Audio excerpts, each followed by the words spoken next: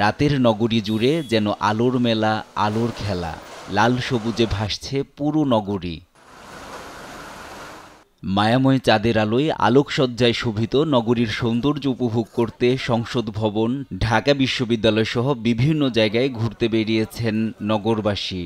বিজয় দিবসে মতিঝিল, সচিবালয়ে, রেলভবন সহ সরকারি, আধা সরকারি, স্বায়ত্তশাসিত ও বেসরকারি প্রতিষ্ঠান সহ নগরীর গুরুত্বপূর্ণ স্থাপনাগুলো সাজানো হয়েছে বর্ণিল আলোকসজ্জায়। দীর্ঘ ৯ মাস রক্তক্ষয়ী যুদ্ধের পর ১৯৭১ সালের ১৬ ডিসেম্বর জন্ম হয়েছিল বাংলাদেশ নামক এক স্বাধীন রাষ্ট্রের। দেশের জন্মদিনে একে অপরকে বিজয়ের শুভেচ্ছা জানালেন নগরবাসী।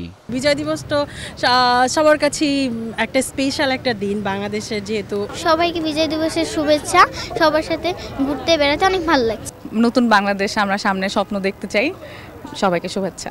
কখনো এত বিজয় দিবস গেল এরকম ভালো লাগে নাই, এটাই প্রথম। লাল সবুজের পতাকার আদলে আলোকসজ্জায় শোভিত শহরের সৌন্দর্য দেখে অভিভূত নগরবাসী।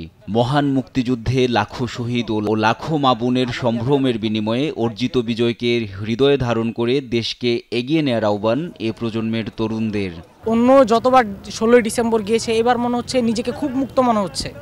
ফ্রিডম অফ স্পিচ বলে একটা কথা আছে, এবার মনে হচ্ছে যে নিজে মুক্তভাবে একটা কথা বলার নিজের অধিকার, এটা নিজের মধ্যে মনে হচ্ছে যে আমি এখন বলতে পারবো, আমাকে কেউ বাধা দিবে না।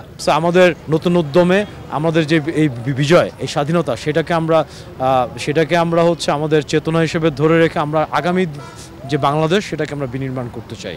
আগামীর বাংলাদেশ হবে বৈষম্যহীন, নিরাপদ ও অসাম্প্রদায়িক। থাকবে বাকস্বাধীনতা, মানবাধিকার।